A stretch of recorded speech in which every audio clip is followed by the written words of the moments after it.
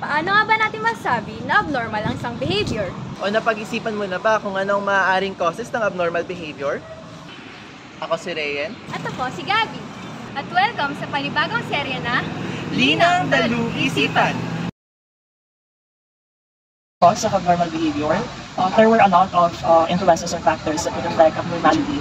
One of those is social influences, but unlike any other influences such as biological influences, if you look at abnormality in social context, medyo mahirap i-pinpoint yung exact reason kung bakit nagkakaroon ng abnormal behavior in social context. Kasi that's basically because of different societal standards. Like for example, merong mga bagay na normal in specific community but not normal in other country. Like for example, in the Philippines, if someone experiences hysteria, Filipinos would think that yung taong nakaka-experience noon ay sinasaniban ng masamang espiritu or ng anumang elemento. But in other countries, that is just hysteria, nothing paranormal about it. But there are several studies that provide a definite social influence that affect abnormality behavior.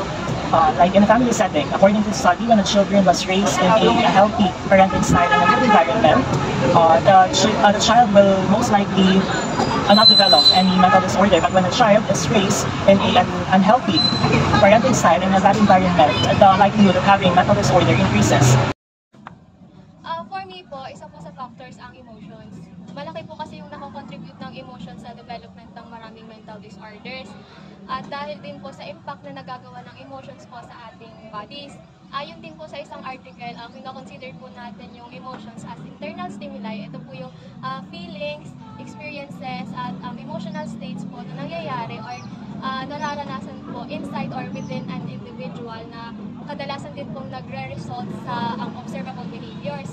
Para sa akin po, yung behavioral influences kasi yun yung ating responses at reactions sa stimuli at sa environment natin.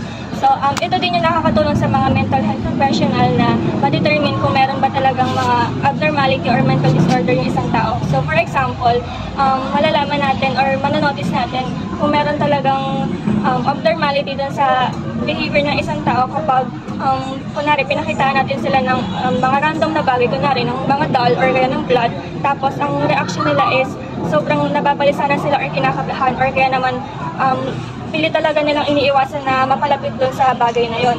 Mental disorders run in the families, pero hindi ibig sabihin ito na kapag ang nanay or tatay mo ay may sakit, ikaw rin ay magkakaroon ng sakit na ito.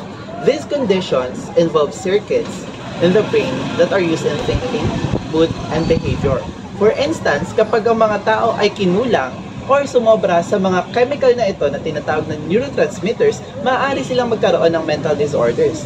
Also, medical conditions and hormonal changes are key factors kung bakit nagkakaroon ng mental disorder ang isang tao.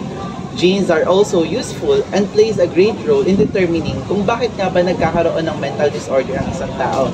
For example, ang mga taong kadalasang nasa autism spectrum, yung mga taong kilala natin may bipolar disorder, yung mga taong may schizophrenia, at ang mga taong may ADHD? Yes, ADHD, Attention Deficit Hyperactivity Disorder.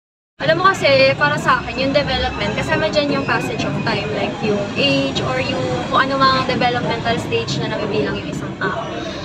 Meron siyang pagka-biological kasi tinitake into account nito yung brain necessity. Kasi meron tayo ng tinatawag na developmental critical period. So, ito yung time kung saan mas reactive tayo sa environmental influences at certain ages. So, halimbawa, yung pag sinasabi natin na yung psychological disorders, rooted siya sa childhood trauma. Ayon din sa nabasa ko na kapag daw yung individuals ay na-expose sa bullying, abuse, or any other traumatic events during childhood and adolescence, ay nagiging mas susceptible sila sa pagkakaroon ng psychological disorders, such as schizophrenia. Alam mo, sa psychopathology, gumagamit tayo ng multidimensional model. Ibig sabihin, yung perspective natin ay systemic. Hindi lamang tayo tumitingin sa isang aspect ng abnormal behavior, kundi tinitingnan natin lahat ng possible causes nito. Kaya sana may natutunan ka. Sana may natutunan ako at sana may natutunan tayong lahat. Kaya hanggang sa muli, dito lang sa Linang Dalu Isipan!